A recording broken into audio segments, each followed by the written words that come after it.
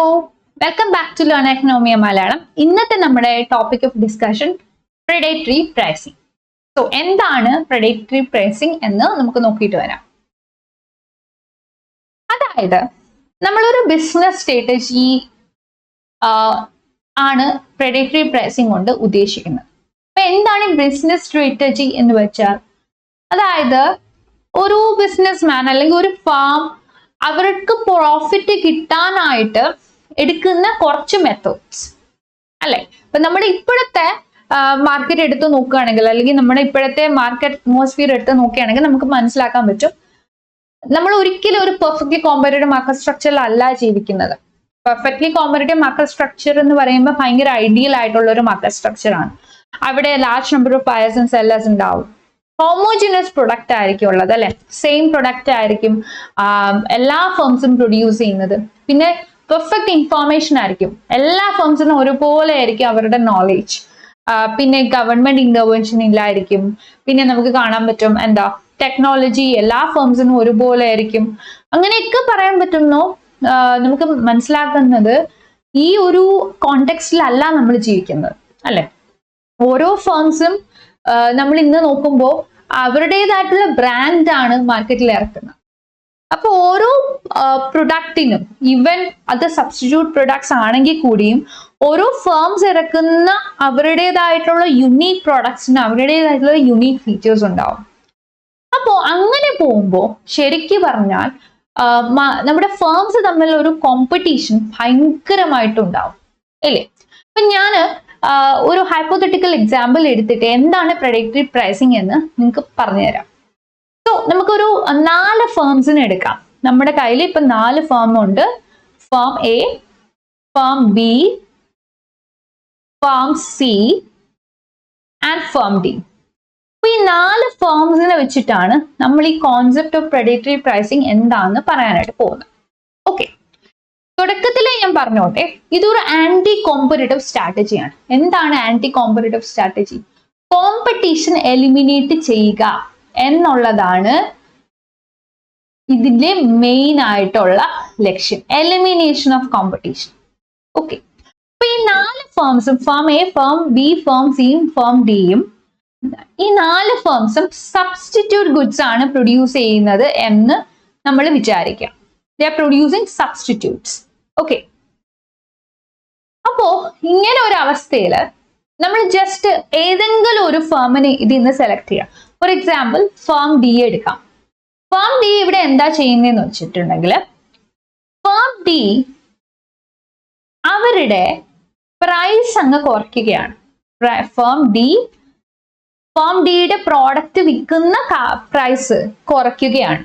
അപ്പോ firm A, firm B, firm C, firm D ആയിരുന്നു ഏകദേശം ഇവർ തമ്മിലൊരു ധാരണയിൽ നേരത്തെ മാർക്കറ്റിൽ അവരുടെ യുണീക്ക് ആയിട്ടുള്ള കമോഡിറ്റീസ് വിറ്റുകൊണ്ട് പോയിക്കൊണ്ടിരുന്ന ഒരു അവസ്ഥയായിരുന്നു നേരത്തെ. അതായത് ഫേം എയും ഫേം ബിയും ഫേം സിയും ഫേം ഡിയും ഒക്കെ തന്നെ അവരുടേതായിട്ടുള്ള കോസ്റ്റ് പ്രൊഡക്ഷനെ ബേസ് ചെയ്തിട്ട് അവർ ഉപയോഗിക്കുന്ന ടെക്നോളജി ഉപയോഗിച്ച് നോക്കിയിട്ട് അവരുടെ പ്രൊഡക്റ്റ് ക്വാളിറ്റി ഒക്കെ നോക്കിയിട്ട് അതനുസരിച്ചിട്ടുള്ള ഒരു പ്രൈസിങ്ങിൽ പോയിക്കൊണ്ടിരുന്ന രീതിയായിരുന്നു. അപ്പൊ ഓരോ ആൾക്കാരും അവർക്ക് ഇഷ്ടമുള്ള പ്രോഡക്റ്റ് ഇതിൽ നിന്നും ചൂസ് ചെയ്യുമായിരുന്നു. അപ്പൊ നേരത്തെ എന്താ സംഭവിച്ചതെന്ന് വെച്ചാൽ, firm A, firm B, firm C, firm D ഇവർക്കൊക്കെ തന്നെ ഒരു പർട്ടിക്കുലർ ഷെയർ ഓഫ് മാർക്കറ്റ് ഉണ്ടായിരുന്നു. മാർക്കറ്റിൽ കുറച്ച് ഷെയർ എല്ലാ ഫേംസിനും ഉണ്ടായിരുന്നു. അപ്പൊ അങ്ങനെ ഇരിക്കുന്ന ഒരു അവസ്ഥയിലാണ് ഫേം ഡി എന്ത് ചെയ്തു? ഫേം ഡി ഒരുപാട് നോക്കിയപ്പോ ഫേം ഡിക്ക് മനസ്സിലായി, ഇനി എനിക്ക് കംപ്ലീറ്റ് മാർക്കറ്റിനെ കൺട്രോൾ ചെയ്ത് കൊണ്ടുവരണം. എന്റെ കയ്യിലായിരിക്കണം മുഴുവനും മാർക്കറ്റ്. ഞാനായിരിക്കണം ഈ മാർക്കറ്റിലെ എല്ലാ കൺസ്യൂമേഴ്സിനും സാധനം വിൽക്കേണ്ടത്. അപ്പൊ അതിന് എന്ത് ചെയ്യണം?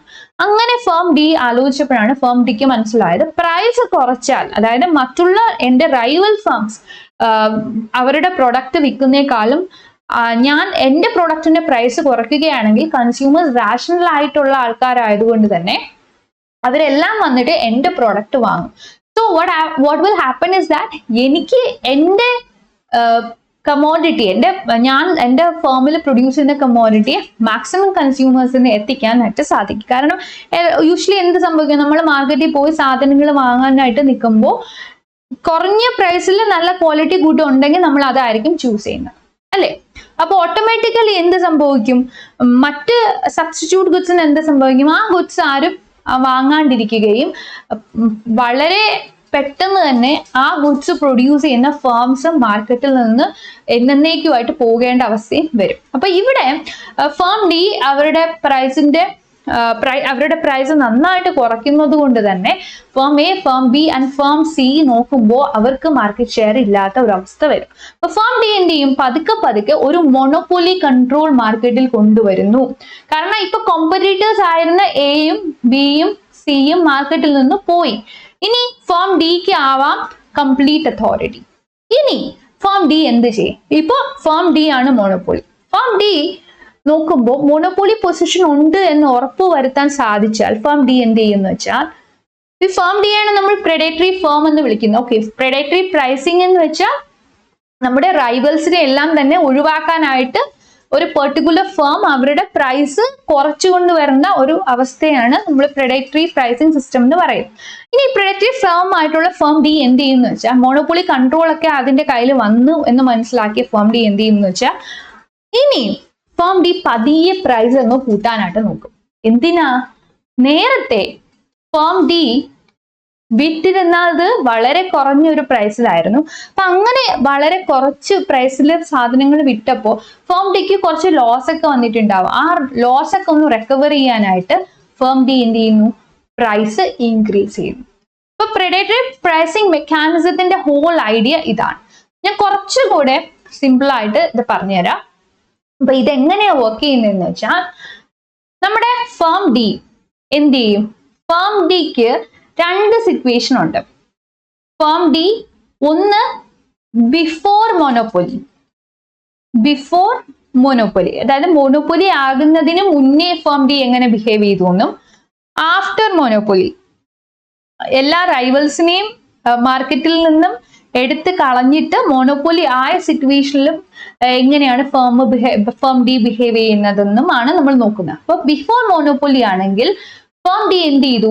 പ്രൈസ് നന്നേ കുറച്ചു, എന്നിട്ട് സാധനങ്ങൾ വിറ്റു, അല്ലെ? എന്നിട്ട് ഗുഡ്സ് ആർ സോൾഡ്. അപ്പൊ ഈ പ്രൈസ് കുറച്ചു എന്ന് നമ്മൾ പറഞ്ഞു. എത്ര മാത്രമാണ് പ്രൈസ് കുറച്ചത്? മിക്കവാറും ബിലോ പ്രൊഡക്ഷൻ കോസ്റ്റ് ആയിരിക്കും ഫേം ഡി ചാർജ് ചെയ്ത പ്രൈസ്. അപ്പൊ ഫേം ഡി പ്രൊഡക്ഷൻ, ഈ ഒരു കമ്മോഡിറ്റി പ്രൊഡ്യൂസ് ചെയ്യാൻ വേണ്ടിയിട്ട് കുറച്ച് പ്രൈസ് ഇൻക്രീസ് ചെയ്തിട്ടാവുമല്ലോ. പക്ഷെ ആ പ്രൈസ് പോലും കവറപ്പ് ചെയ്യാൻ വേണ്ടിയിട്ടുള്ള പ്രൈസ് നമ്മുടെ ഫേം ഡി ചാർജ് ചെയ്യുന്നില്ല കൺസ്യൂമേഴ്സിൽ നിന്നും. ഇൻസ്റ്റെഡ് അയാള് വളരെ കുറഞ്ഞൊരു പ്രൈസ് ചാർജ് ചെയ്തിട്ട് മാർക്കറ്റിൽ സാധനങ്ങൾ വിൽക്കുന്നു. അങ്ങനെ വരുമ്പോൾ ഫേം ഡിക്ക് എന്തായാലും ഈ ഒരു ബിഫോർ മോണോപ്പൊലി സിറ്റുവേഷനിൽ ലോസ് ഉണ്ടാവും, ഇല്ലേ? ഇനി ഫേം ഡി എന്ത് ചെയ്തു? അങ്ങനെ ചെയ്തത് വഴി, അതായത് ബിലോ പ്രൊഡക്ഷൻ കോസ്റ്റിൽ സാധനങ്ങൾ വിൽക്കുന്നത് വഴി ഫേം ഡിക്ക് അവരുടെ റൈവൽസിനെയൊക്കെ മാർക്കറ്റിൽ നിന്ന് തുടച്ചു നീക്കാനായിട്ട് സാധിച്ചു. കോമ്പറ്റീഷനൊക്കെ ഇല്ലാതാക്കാനായിട്ട് സാധിച്ചു. ഇപ്പോ ഫേം ഡി ആണ് മോണോപ്പൊലി. ഇനി ഫേം ഡി എന്ത് ചെയ്യും? എന്ന് വെച്ചാൽ പതുക്കെ പ്രൈസ് അങ്ങ് കൂട്ടും. കാരണം അതിന്റെ ലോസ് റിക്കവർ ചെയ്യണം. ഇപ്പൊ ഏത് പ്രൈസ് പിടിച്ചാലും ഫേം ഡിക്ക് കിട്ടും. കാരണം there is no substitute goods അവിടെ ഇല്ല. ഓക്കെ, സബ്സ്റ്റിറ്റ്യൂട്ട് ഗുഡ്സ് ഇല്ലാത്ത അവസ്ഥയിൽ ഫേം ഡി പറയുന്നത് തന്നെയാണ് മാർക്കറ്റിലെ പ്രൈസ്.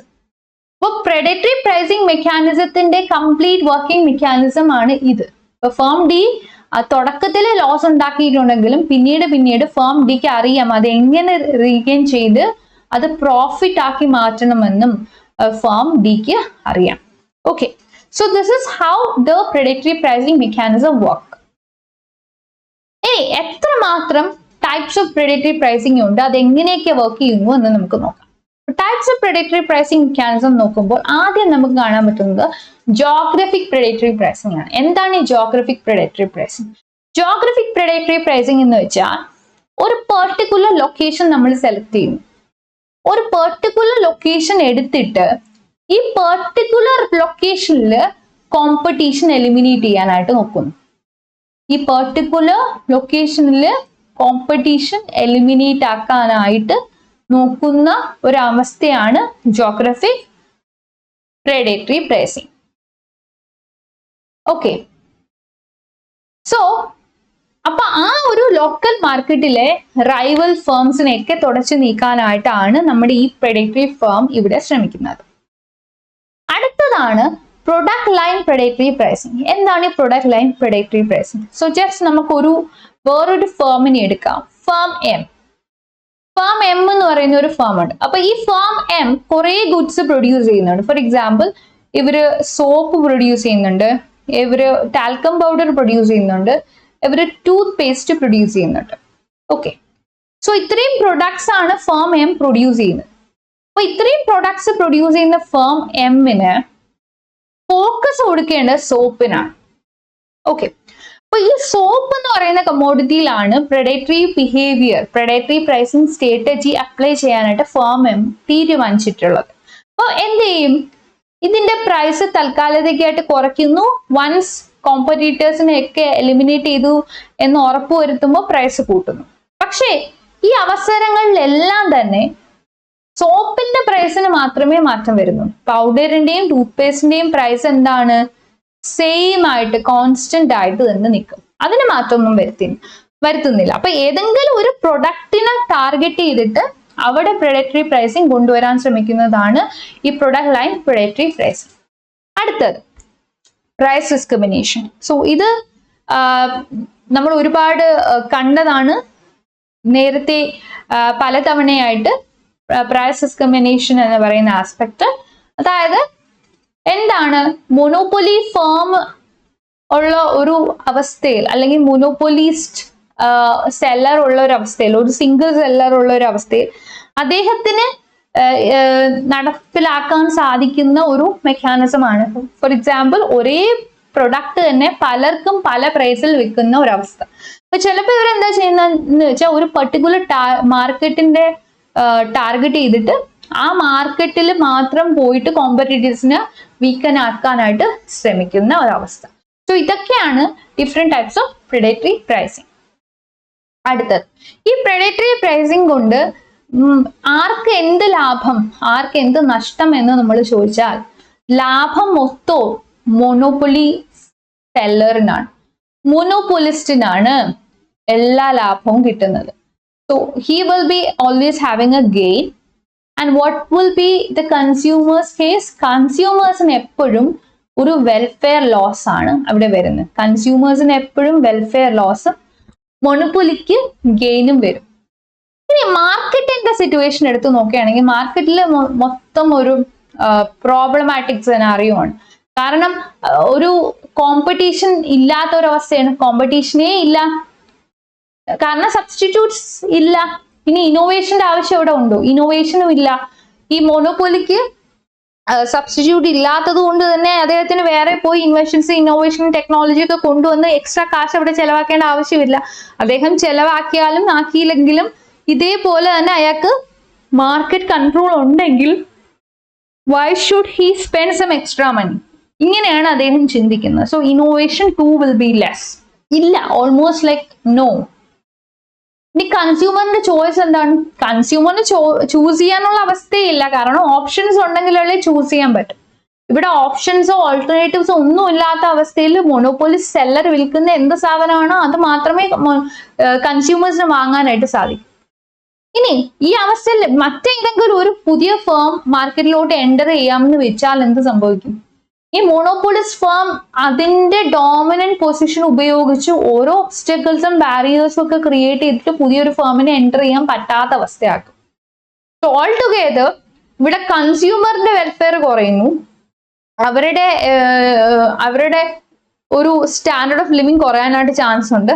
കാരണം due to price discrimination market തന്നെ ടോട്ടലി ഇൻഎഫിഷ്യന്റ് ആകും. ഇനി ഈ പ്രെഡറ്ററി പ്രൈസിങ് നമുക്കൊന്ന് പ്രൂവ് ചെയ്തെടുക്കണമെങ്കിൽ അവിടെ എന്തെങ്കിലും പ്രശ്നമുണ്ടോ? ശരിക്കും പറഞ്ഞാൽ ഉണ്ട്. ഫോർ എക്സാമ്പിൾ ഞാൻ പറഞ്ഞല്ലോ, നമ്മൾ പ്രൊഡക്ഷൻ പ്രൈസിനെ കമ്പയർ ചെയ്തിട്ടാണ്, പ്രൊഡക്ഷൻ പ്രൈസിനേക്കാൾ കുറഞ്ഞ ഒരു പ്രൈസിലാണ് നമ്മുടെ ഫേം പ്രെഡറ്ററി ഫേം മാർക്കറ്റിൽ സാധനങ്ങൾ വിൽക്കുന്നത് അല്ലേ?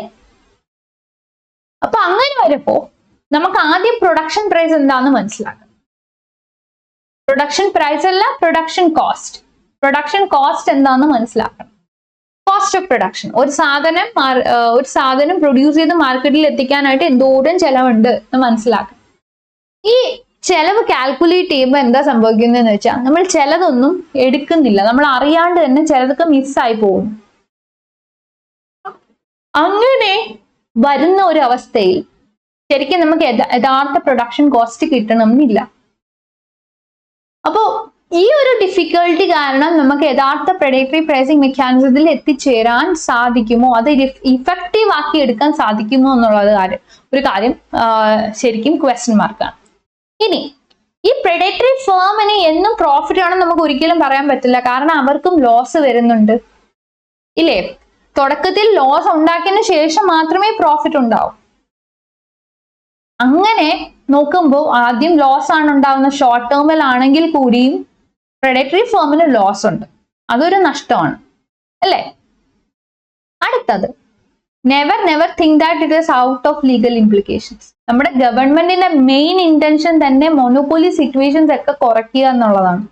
ഗവൺമെന്റ് പറയുന്നത് മൊനോപ്പൊലി സിറ്റുവേഷൻ എങ്ങനെയൊക്കെ കുറയ്ക്കാൻ പറ്റുമോ അതൊക്കെ ചെയ്യാന്നാണ്. അങ്ങനെ ഒരു അവസ്ഥയിൽ ഏതെങ്കിലും ഒരു നോൺ മൊണോപോളിസ്റ്റിക് സെനാറിയോയിൽ നിന്ന് മൊണോപോളിസ്റ്റിക് സെനാറിയോയിലേക്ക് ഏതെങ്കിലും ഒരു ഫേം പോയി എന്ന് ഗവൺമെന്റിന് മനസ്സിലാക്കാൻ സാധിച്ചാൽ ഡെഫിനറ്റ്ലി ഗവൺമെന്റ് ആ ഫേമിന് പെനാലിറ്റീസ് ഒക്കെ കൊടുക്കും, ഹ്യൂജ് ഫൈൻസ് ഒക്കെ അടയ്ക്കാൻ പറയും. അതും പ്രശ്നമാണ്. ഇനി ഇപ്പൊ ഇത്രയും പ്രശ്നങ്ങളുള്ള സമയത്ത് ഏതെങ്കിലും ഒരു ഫേമിനെ ഇങ്ങനെ പ്രെഡേറ്ററി ബിഹേവിയർ എന്നുള്ള രീതിയിൽ പിടിച്ചാൽ ആ ഫേം എങ്ങനെയായിരിക്കും ഈ ഒരു പ്രശ്നത്തിൽ നിന്ന് ഒഴിഞ്ഞു മാറാൻ നോക്കുന്നത് എന്ന് നമ്മൾ മനസ്സിലാക്കണം. അപ്പൊ ഈ ഫേം എന്താ ചെയ്യുന്ന വെച്ചാൽ ഇവർ പറയും ശരിയാണ്, നമ്മൾ വളരെ കുറഞ്ഞ പ്രൈസിലാണ് സാധനങ്ങൾ വിൽക്കുന്നത്. കാര്യം എന്താണ്, നമ്മുടെ cost of production itself is low. നമുക്ക് കുറഞ്ഞ ചെലവിൽ സാധനങ്ങൾ അവിടെ നിന്നും ഇവിടെ നിന്നും ഒക്കെ ആയിട്ട് കിട്ടി, നമുക്ക് റോ മെറ്റീരിയൽസ് കുറഞ്ഞ ചെലവിൽ കിട്ടി, നമുക്ക് വേറെ കുറെ അഡ്വാൻറ്റേജസ് ഉണ്ടായിരുന്നു പ്രൊഡക്ഷനിൽ. അപ്പൊ അങ്ങനെ നമ്മുടെ കോസ്റ്റ് ഓഫ് പ്രൊഡക്ഷൻ കുറഞ്ഞു. അപ്പോൾ നമ്മൾ വിചാരിച്ചു ആ ഒരു ബെനിഫിറ്റ് കൺസ്യൂമറിലേക്കും കൂടെ കുറച്ച് പാസ് ചെയ്യാം. അങ്ങനെയാണ് നമ്മൾ കുറഞ്ഞ പ്രൈസിൽ സാധനങ്ങൾ വിറ്റത്. അപ്പൊ ഇങ്ങനെ വേണമെങ്കിൽ പറയാം. അടുത്തത് ഇവർക്ക് പറയാം നമുക്ക് ഓൾറെഡി നല്ല മാർക്കറ്റ് ഷെയർ ഉണ്ടായിരുന്നവരാണ്, നമുക്കത് മെയിൻറ്റെയിൻ ചെയ്യണമായിരുന്നു. നമുക്ക് ഒരിക്കലും ആരെയും നശിപ്പിക്കണം എന്നുള്ള ടാർഗറ്റ് ഒന്നുമില്ല. നമുക്ക് നമ്മുടെ സ്വന്തം കാര്യം ആണ് നമ്മൾ നോക്കിയത്, അതുകൊണ്ടാണ് നമ്മൾ പ്രൈസ് കുറച്ചത്. ഇങ്ങനെയും പറയാം. ഓക്കെ, സോ ഇത് പ്രൈസിംഗ് ബിഹേവിയറിൽ എൻഗേജ് ചെയ്ത് ഫേംസ് സ്വയം രക്ഷ നേടാൻ പറയുന്ന കുറച്ച് എക്സ്ക്യൂസസ് ആണ്. അടുത്തത് ഇവർക്ക് പറയാം ആര് പറഞ്ഞു നമ്മൾ പ്രെഡേറ്ററി പ്രൈസിംഗിൽ ആയിരുന്നു എന്ന്. നമ്മൾ ഒരിക്കലും പ്രെഡേറ്ററി സ്ട്രാറ്റജി ഉപയോഗിച്ചിട്ടില്ല, നമ്മൾ ആകെ ഉപയോഗിച്ച പ്രൈസ് വാർ ആണ്. പ്രൈസ് വാർ ഉപയോഗിച്ച് ഞാൻ എൻ്റെ കമ്മോഡിറ്റിയുടെ പ്രൈസ് കുറച്ചു, മറ്റുള്ളവർ വേണമെങ്കിൽ കുറയ്ക്കണമായിരുന്നു, അവർക്ക് കുറച്ചുകൂടെ ആയിരുന്നു.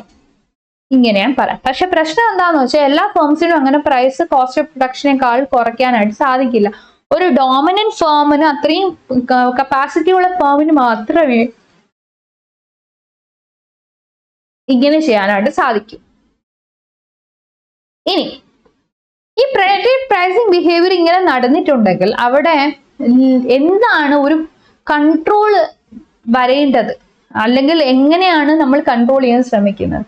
ഇവിടെയാണ് ആന്റി ട്രസ്റ്റ് അതോറിറ്റീസ് എന്ന് പറയുന്ന ഒരു കുറച്ച് ഇൻസ്റ്റിറ്റ്യൂഷൻസിന്റെയും ബോഡീസിന്റെയും ഒക്കെ ആവശ്യം വരുന്നു. അപ്പൊ ഇവരെന്താ ചെയ്യാന്ന് വെച്ചാൽ ഇവരത് ഇൻവെസ്റ്റിഗേറ്റ് ചെയ്യും. എങ്ങാനും പ്രെഡേറ്ററി പ്രൈസിംഗ് സെനാറിയോ എവിടെയെങ്കിലും നടന്നിട്ടുണ്ടോ, ഉണ്ടെങ്കിൽ അതിനെ പ്രിവെന്റ് ചെയ്യാനുള്ള സ്റ്റെപ്സും മെഷേഴ്സും ഒക്കെ ഈ ആന്റി ട്രസ്റ്റ് അതോറിറ്റീസ് എടുക്കും.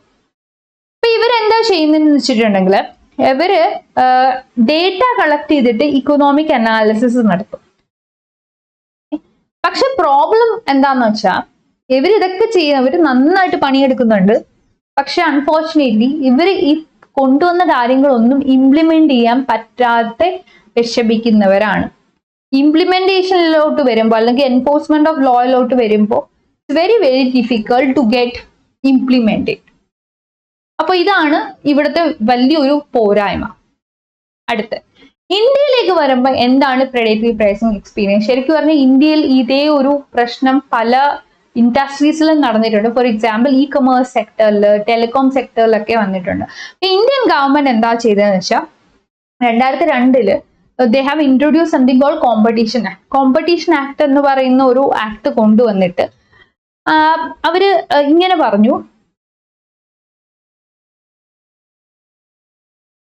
ഏതെങ്കിലും ഒരു ഡോമിനന്റ് ഫേം അല്ലെങ്കിൽ ഏതെങ്കിലും ഒരു ഫേം അതിന്റെ ഡോമിനന്റ് പൊസിഷനെ അബ്യൂസ് ചെയ്യാൻ നോക്കിയിട്ടുണ്ടെങ്കിൽ അത് it's something that we could consider as an offence. അതൊരു ഒഫൻസ് ആയിട്ട് എടുത്തേ പറ്റൂ. ഓക്കെ, സോ ഈ ഒഫൻസ് ആയിട്ട് എടുത്തേ പറ്റുള്ളൂ എന്നുള്ളത് കൊണ്ട് തന്നെ ആൾക്കാർക്ക് പിന്നെ പിന്നെ കുറച്ച് പേടി വരാനായിട്ട് തുടങ്ങി. സോ അതാണ് നമ്മുടെ പ്രെഡേറ്ററി പ്രൈസിങ് ബിഹേവിയർ. അപ്പോൾ നിങ്ങൾക്ക് ലേൺ എക്കണോമി ആപ്പ് ഡൗൺലോഡ് ചെയ്യാം. അങ്ങനെ ചെയ്തിട്ടുണ്ടെങ്കിൽ നിങ്ങൾക്ക് previous year question papers and answers, free study materials, live as well as recorded classes and free MCQ based weekly test എന്നിവ അവിടെ അവൈലബിൾ ആയിരിക്കും. അപ്പം ഞാൻ ഇതിന്റെ ലിങ്ക് ഡിസ്ക്രിപ്ഷൻ ബോക്സിൽ കൊടുത്തേക്കാം. അതേപോലെ നമ്മുടെ ഫ്രീ ടെലിഗ്രാം കമ്മ്യൂണിറ്റിയിലും നിങ്ങൾക്ക് ജോയിൻ ചെയ്യാം. അതിന്റെയും ലിങ്ക് ഞാൻ ഡിസ്ക്രിപ്ഷൻ ബോക്സിൽ കൊടുത്തിരിക്കാം. So, അത്രയേ ഉള്ളൂ. Kindly like, share and subscribe to our channel for more videos. Thank you.